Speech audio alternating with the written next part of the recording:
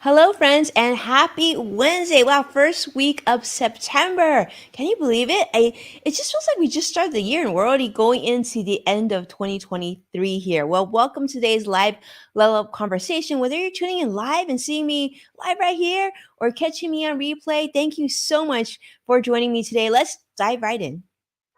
Welcome to Level Up with Winnie Sun.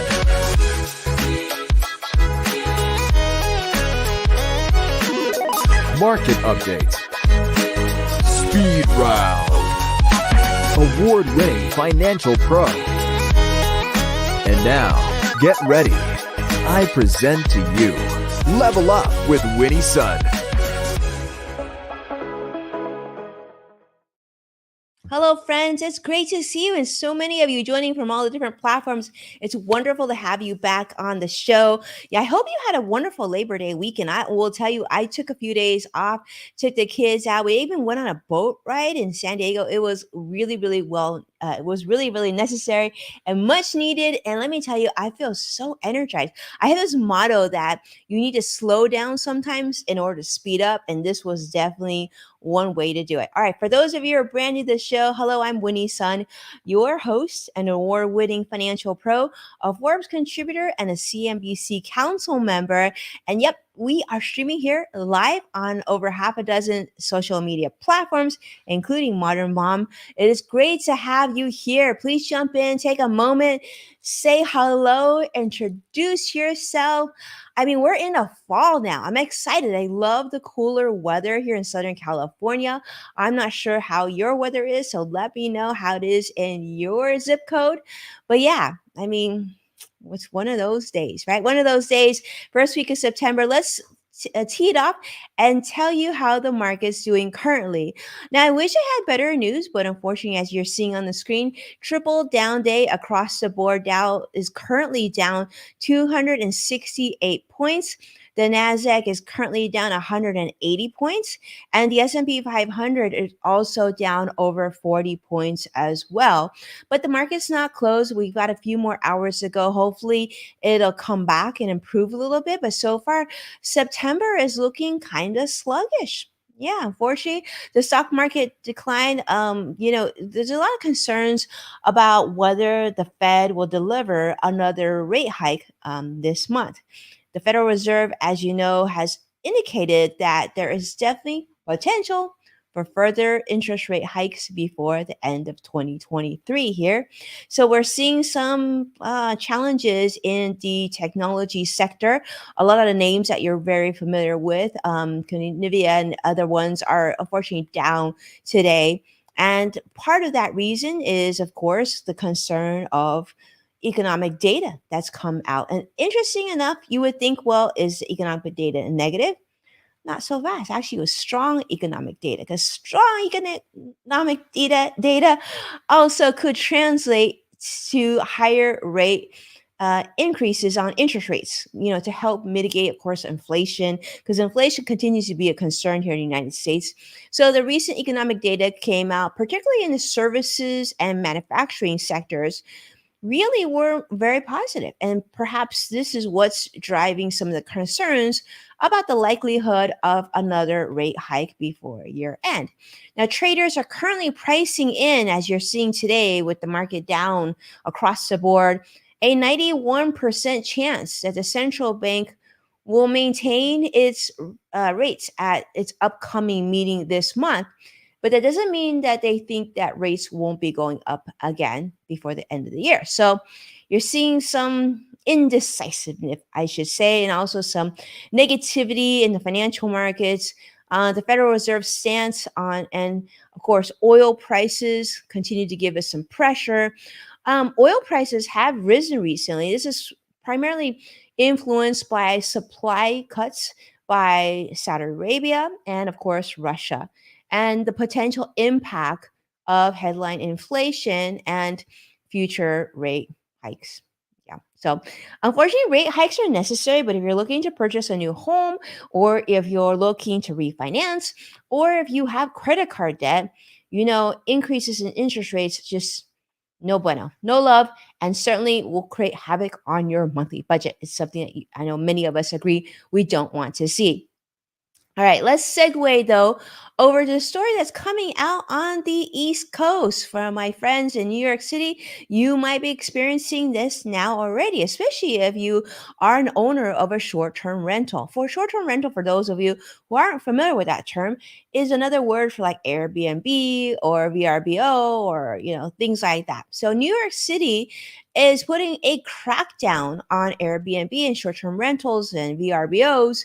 So next time you go visit New York City, let's just say there might be a few less Airbnb available for you to choose from, and maybe you're gonna decide that hotels are the way to go.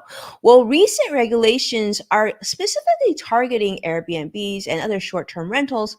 This is something that went into effect, you know, earlier in the year, but now they're really cracking down in New York City. This is going to impact tens of thousands of illegal short term listings. They're saying that we're just enforcing an existing rule that came out early in the year, but this new rule does strengthen enforcement of existing regulations governing how short term rentals can operate. This is called Local Law 18, which was passed in January, which requires short term rental hosts to register with the city government. Now, this isn't something new. Now, I've actually looked into this myself. I know many my friends and clients and people that I know own Airbnb properties. And they're saying, depends on where the property resides. Obviously, if you're in New York City, it's probably going to be a lot more strict. And if you're picking something in an area that's more rural, that doesn't have as many properties or residential properties, probably going to be a little easier to do. So I know here in Southern California, like near the national park near Joshua Tree, I know they had less regulations early on, but perhaps that's changing as well. But here are the benefits of registration. Registration serves, as they say, a clear way for hosts to comply with the city's long-standing laws. But it also helps those of us who are traveling to different cities that maybe we're not as familiar with to say that, these are accommodations that are regulated. And so there's less chance of unsafe accommodations. And of course, curbing the proliferation of illegal short term rentals, which, let's be honest, if you're staying somewhere in a neighborhood maybe you're not that familiar with and you're looking just for somewhere safe that's convenient, you want something that that is properly regulated. Well, this is what the argument is from the city standpoint. Now, this oversight is by New York City Mayor's office. They're going to be implementing all these rules. And these are some of the things that you have to do. They're saying that legal short term rentals are going to be defined as just properties that are hosted by no more than two individuals. You can't host, more than two is not going to be okay, and the host residing in the dwelling unit. So I'm thinking this kind of pertains to like apartments, right? Like maybe the host lives in one unit and the other units are being rented out, or maybe it's a duplex, something like that. And they're also saying that guests must have access to all parts of the home. For I'm guessing that's from a safety standpoint, or just another way to mitigate bad experiences. And they're going to have tighter regulations for eligible hosts. So eligible hosts must demonstrate that they're of their residency in the dwelling, that they are renting, and compliance with municipality safety codes and regulatory requirements, and that if you violate the rules that they have now put together, these regulations are going to require violations now going to cost in an area of $1,000 to $5,000. So if you want a short-term rental and you don't want to do it correctly, that can be very, very costly. That could actually be like your entire month's revenue, if not more, depending on how much you rent your property out of. So they're also saying now that the platforms themselves, like Airbnb and VRBO, are now obligated to also ensure that users on their site, on their platforms, follow the New York City regulations. So 40,000 Airbnb listings are in New York City alone. So these regulations are expected to significantly reduce the number of available listings. and because these are just going to be much stricter rules. So some of the host concerns, I would say, because there's always two sides of every story. So you're like, okay, that makes sense. Like if you're going to have a business, right, that there would be licenses and whatnot. Well, if you own a short-term rental, that's like a business as well. So there should be some regulatory mandates that you need to follow in able to run this type of business in the city of New York. Well, some hosts are saying, well, I don't know about that. They're saying they have concerns that these crackdowns could negatively affect families who are just trying to supplement their income by renting out their homes. And even Airbnb's global policy director said that these new rules would actually harm the New York tourist economy and limit accommodations options for visitors. Now, let's think about that for a moment. Yes, they would certainly limit accommodation options, right? Because there'd be less, because they would be like less illegal short term rentals. But then we want our tourists to be safe, right? And I think that if people come into your city, if they're in a regulated short term rental, and they're in a safer situation, I would feel like that would actually encourage more people to visit. And then if more people follow the rules, could they? I guess the question is, if they follow the rules, is there a cap on how many short term rentals? Or if they just follow these rules, they can actually operate a short term rental? Those are questions that I have. I don't know the answer to that, but I think those would be important to be able to evaluate whether or not this was a positive or negative decision overall, right?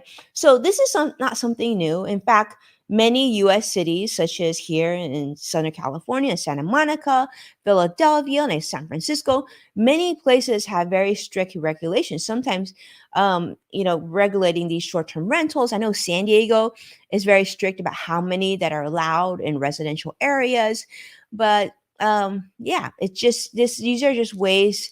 Of course, they're going to be limiting on housing availability, and also being really mindful of community disruption, because some communities don't want a lot of these short-term rentals because they're saying this impacts housing prices for people who actually live in the area and don't use their house as a business, as well as some properties have a lot of partying going on and disruptive people who don't know where to put the trash and park in places maybe in front of your house.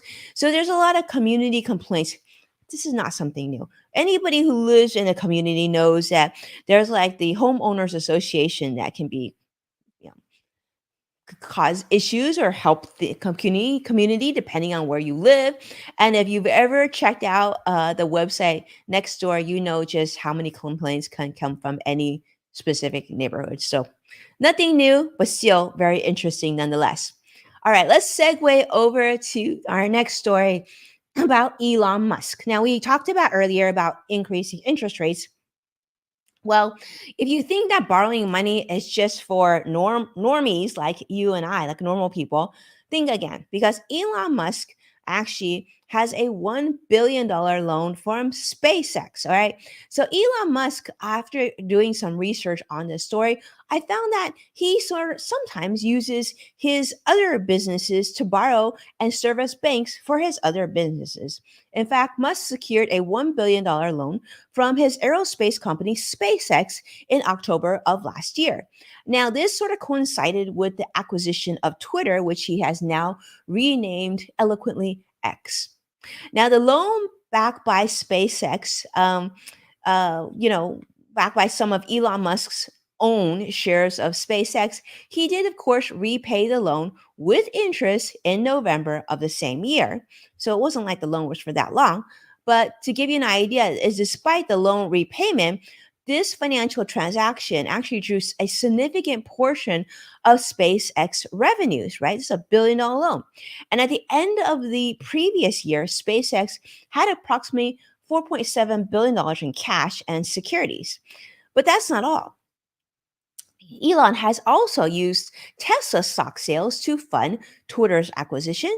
To finance this acquisition, Elon sold nearly $4 billion worth of Tesla stock in November. So in total, he sold about $23 billion worth of Tesla shares just in the previous year alone. So yeah, so some of us, might go to mom and dad or might go to the neighborhood credit union to borrow money. But fortunately for Elon, he has such wealthy companies that he's able to borrow from them directly. And in fact, Elon's acquisition of Twitter, I should say, was partly funded by loans of Wall Street banks, including Morgan Stanley and B of A. But these loans were also secured by some of Musk's personally owned Tesla stock. Now, Twitter is responsible for repaying this debt with interest payments. Get this, totaling approximately $1.5 billion a year of interest. I know. So if you think that your student loan interest is high, or your business loan interest is high, or your mortgage interest is high, well, I guess Elon's interest is even higher. But the question is, how much in percentage is he paying versus the rest of us? I don't really answer. I don't have that information with me today, but that'd be interesting to learn as well. So Fidelity, which is a stakeholder in Twitter, has recently lowered the company's valuation. In fact, just this May, they estimated that Twitter's value was only a third of what Elon had initially paid for it. This was back in May. I don't know if it, the rebranding to X, if that increased the valuation or decreased the valuation, but certainly we can all agree that buying something for one price and having it worth only a third of what it was worth not that long ago is pretty disappointing, right? Yeah, so Elon has a track record of borrowing money to and from their different companies, and this has been in the news and financial news, and so people are really paying it very, very much close attention because, as you know, he's also now working on a project called Project 42, which is believed to involve the construction of a glass house for Mr. Elon Musk. So, yeah, interesting times. Interesting story. But I mean, it's always interesting to see what the rich and famous do, right? I guess it's financial news for you. I know a lot of people are saying, like, yeah, interesting. And, first world problems, but I guess that's how the wealthy can do. They can leverage their other businesses, leverage properties, leverage, income, cash flow, everything else. All right. So federal student loans, though, let's talk about this. We've talked about this on this show quite a bit, but for those of you who have student loans or who have loved ones with student loans, you may know that starting this month, September 1st, federal student loans will once again be accruing interest for the first time in over 3 years. So that's been a long time. The pandemic forbearance on payments and interest initially was introduced by former President Donald Trump. This is back in March of 2020 when the pandemic really went full blast here in the United States and started. This has officially expired after multiple extensions. So for those of you who have student loans, know that interest has already started accruing, and you have about a month until your first payment, which is going to be due in October. Now, if you've saved up some money in the last 3 years, it actually would be smart for you to make a payment sooner rather than later, and doing so before October, because right now interest is already starting to accrue. So the more quickly you can get your payment down, the less interest you will have to pay as well. Now, to determine the exact due date, it's going to be important for you to contact your loan servicer for that information so you know that when your payment is due. And if you're unsure about who your loan servicer is, you're probably not alone. I actually talked to a couple of people last week who weren't quite sure. You can actually find this information on the Federal Student Aid website. So do know you want to pay attention to this. If you have student loans, do get on it. Check out the Federal Student Aid website. Find out when your payment is due. And if you have money set aside that you've been saving the last 3 years, go ahead and start making payments as soon as possible, because interest will continue to accrue.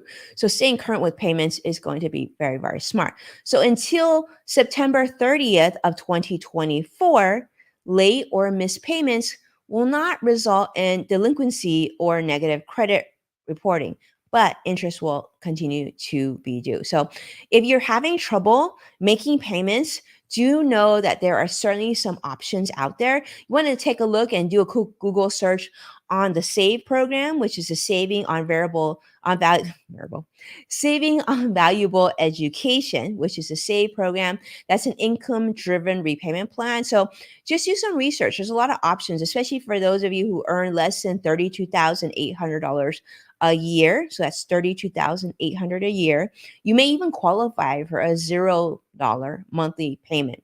So take a look at the different options and make sure you're just on top of this, and don't wait till the last market.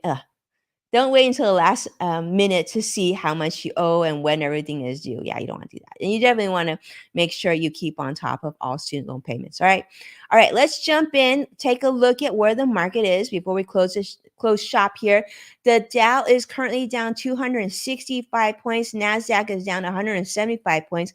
And the S&P 500 is also down 42 points. Triple down days so far. Market's not quite closed.